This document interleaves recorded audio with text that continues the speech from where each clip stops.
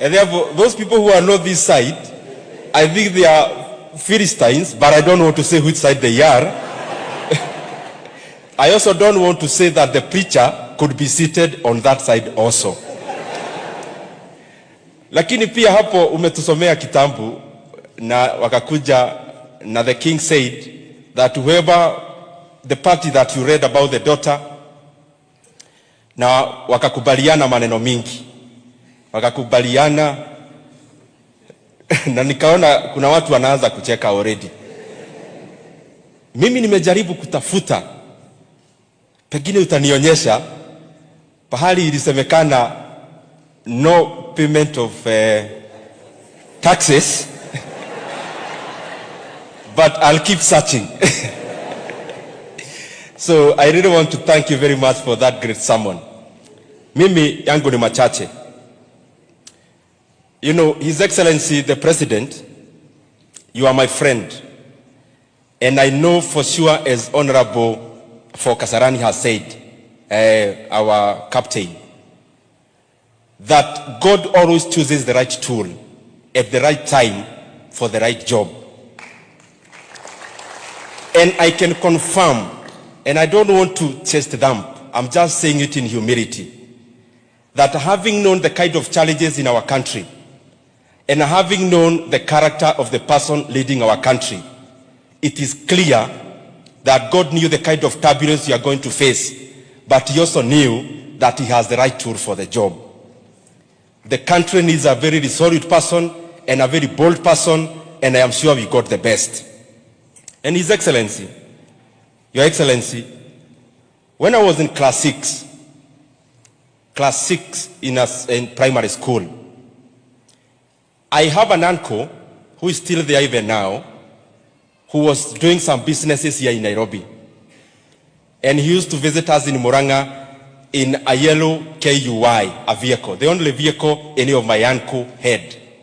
KUI 216. And when I was in class 6, because my uncle was this well-built people, and of course with the public opinion, and that time when we were in class 6, you know that the pinnacle of making it, number one, is of course to have a vehicle, and if possible, a public opinion. So, mimi nikaita baraza kwetu nyumbani. And I told my mother and my father, this familia yetu, yule mtu ambaye na I look up to is my uncle, because he has a vehicle. Na mimi nikisoma historia ya my uncle, hajasoma sana. So mimi nikaambia my mother and my father, since I want to be rich, and my uncle is rich, and my uncle didn't go to school, mimi wacha nianze biashara saa hii, kwa sababu naona sio masomo peke yake. And I started, by the way, a kiosk.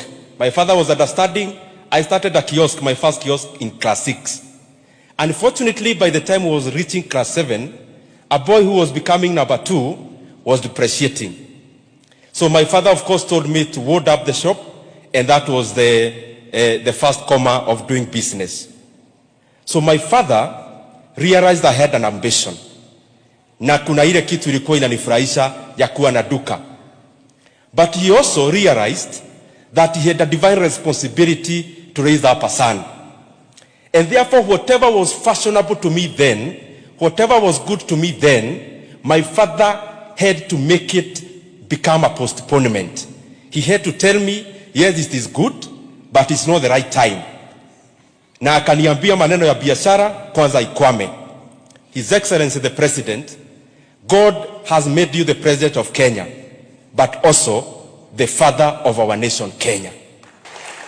At such a time like this, our country does not need populism, and especially irresponsible populism. My father would have told me, kijana yangu nakupenda, wewe fanya biashara. But he had a divine role, not just to please me, but to do what is right for my future. Mr. President, you came to a country where our public debt is 9 trillion Kenya shillings. You came to a country where inflation was almost going to double digit. You came to a country where much of the workforce, the able workforce, 36% of those who are qualified to work have no jobs. You came to a country where we are not even able to feed ourselves. Mr. President, you had a choice.